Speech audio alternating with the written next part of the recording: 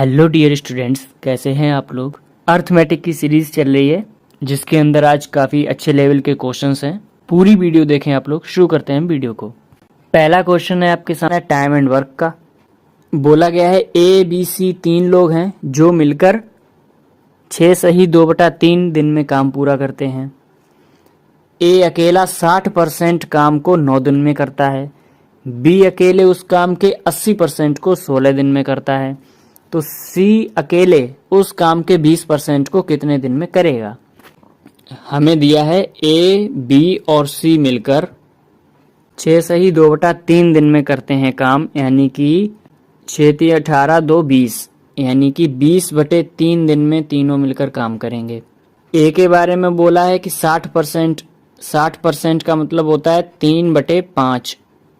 इतना काम ए कर रहा है 9 दिन में। तो ए पूरा काम कितने दिन में करेगा? 15 दिन में पूरा काम करेगा।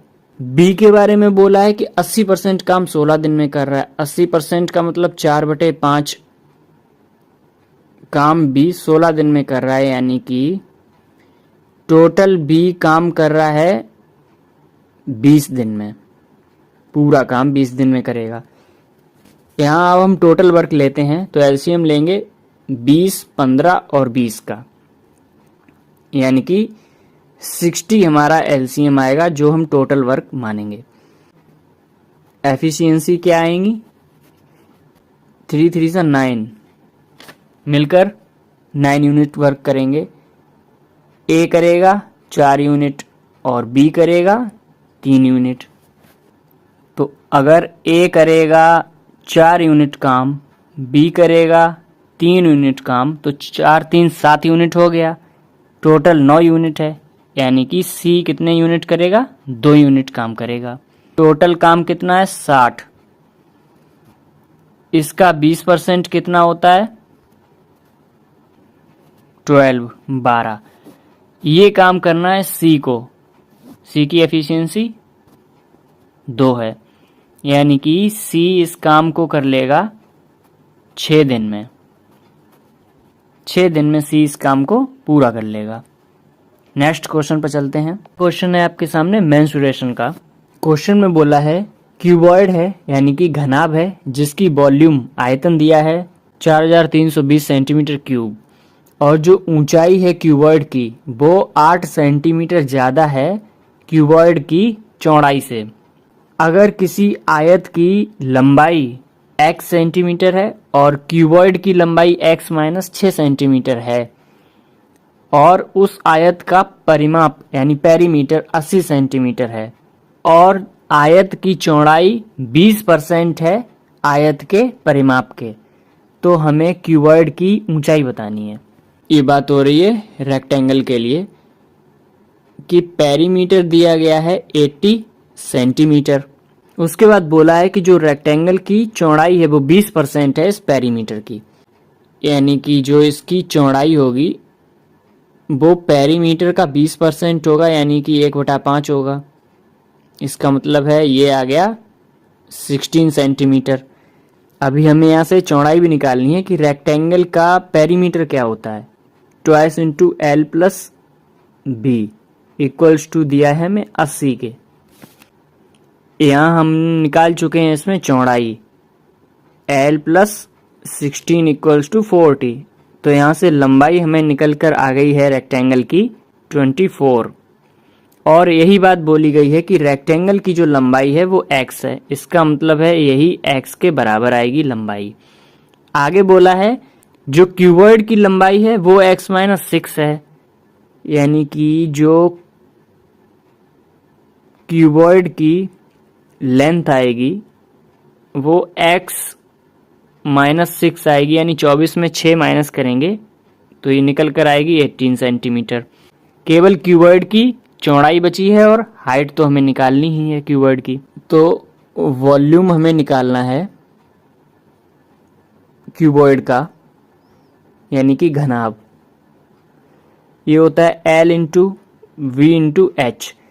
ये हमको दिया गया है 4320 सेंटीमीटर क्यूब।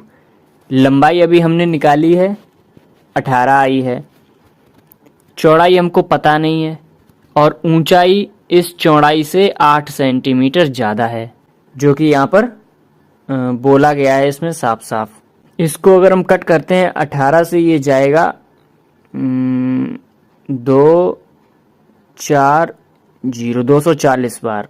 240 की वैल्यू है, मतलब x प्लस 8 की वैल्यू है 240।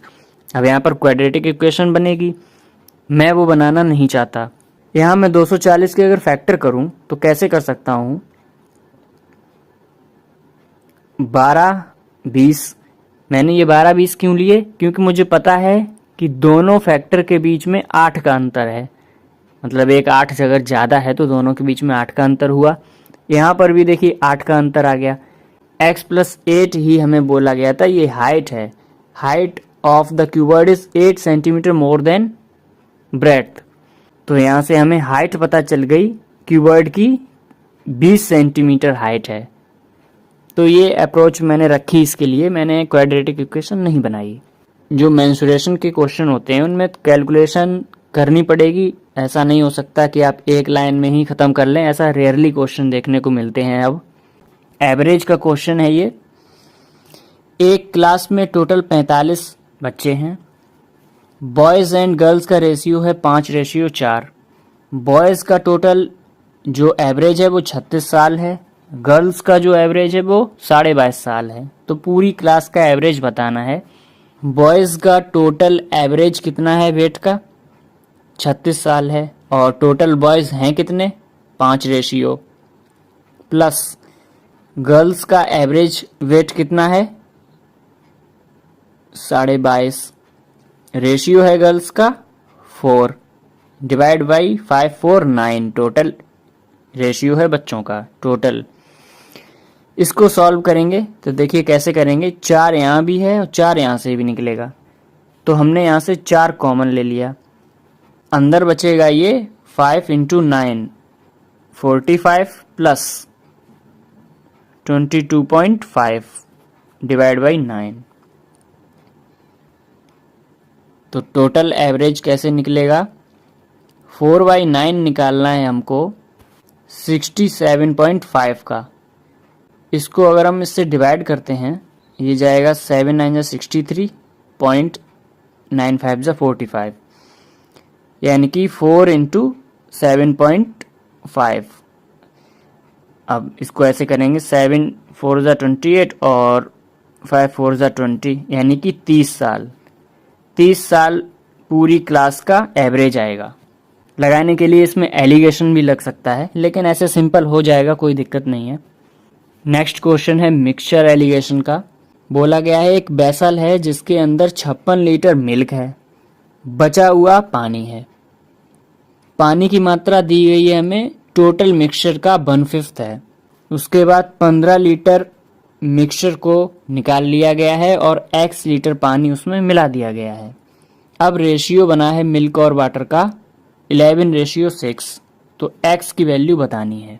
दिमाग लगाया जाए तो 1/5 दिया गया है, यानी कि हमें पता है टोटल वैल्यू कितनी है 5, जिसमें से एक हिस्सा है वाटर का, 4 हिस्सा है मिल्क का। दोनों को जोड़ेंगे 5 बन जाएगा। तो बस यहीं से सॉल्व हो जाएगा क्वेश्चन।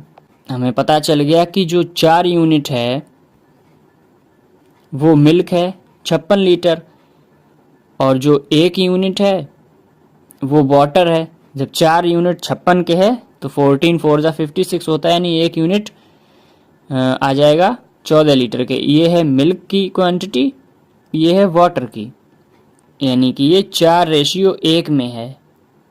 टोटल मिलाकर 5 यूनिट बनेगा। अब आगे बोला है 15 लीटर हमने मिक्सचर को निकाला है। 15 लीटर मिक्सचर निकालेंगे तो वो 4:1 में ही निकलेगा, यानी कि इस 5 यूनिट की वैल्यू हुई 15 लीटर है, तो 1 यूनिट की वैल्यू कितनी आएगी? 3 लीटर, यानी कि 12 लीटर मिल्क निकलेगा और 3 लीटर वाटर निकलेगा। अब इसको हम सॉल्व करते हैं कि 56 लीटर मिल्क था, उसमें से 12 लीटर निकल गया। 14 लीटर वाटर था, उसमें से 3 लीटर वाटर निकल गया। लेकिन x लीटर वाटर ऐड कर दिया, तो अब फाइनल मिल्क और वाटर का रेशियो बना 11:6। क्रॉस मल्टीप्लाई करेंगे, ये आएगा 44 into 6 minus 11 into 11 equals to 11x। यहाँ पर हम एक काम कर सकते हैं, 11 अगर कॉमन ले लें तो ये बचेगा 24 माइनस 11 इक्वल्स टू 11x। इस 11 से ये 11 चला गया, x की वैल्यू हमें डायरेक्ट यहाँ से मिल गई 13। लास्ट क्वेश्चन है, टाइम एंड वर्क का ही है। ए अकेला किसी काम को 10 दिन में करता है। बी और सी की एफिशिएंसी का रेशियो दिया है 3:2। ए बी सी मिलकर 5 सही 5/11 दिन में काम करते हैं।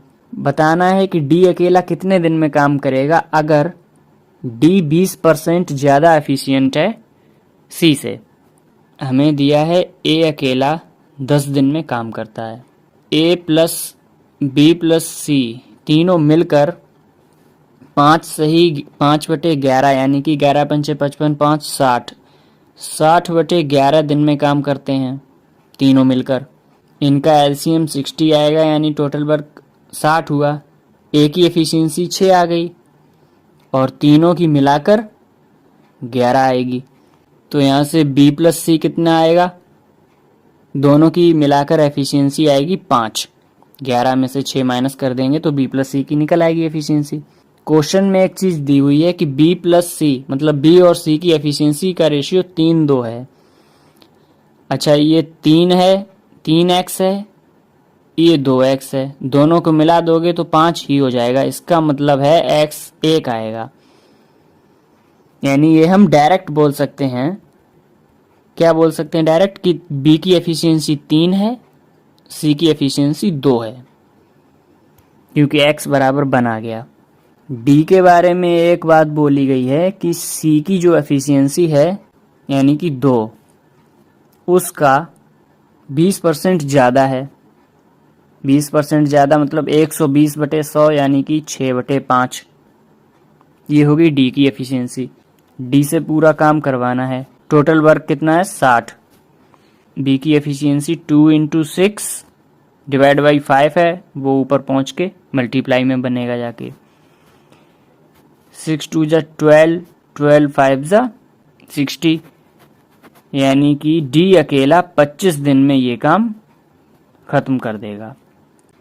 आई होप आपको क्लास पसंद आई होगी। इसी तरीके से वीडियो आती रहेंगी, आप लोग चैनल के साथ जरूर बने रहें। ध्यान रखें अपना, पढ़ाई करते रहें। बाय।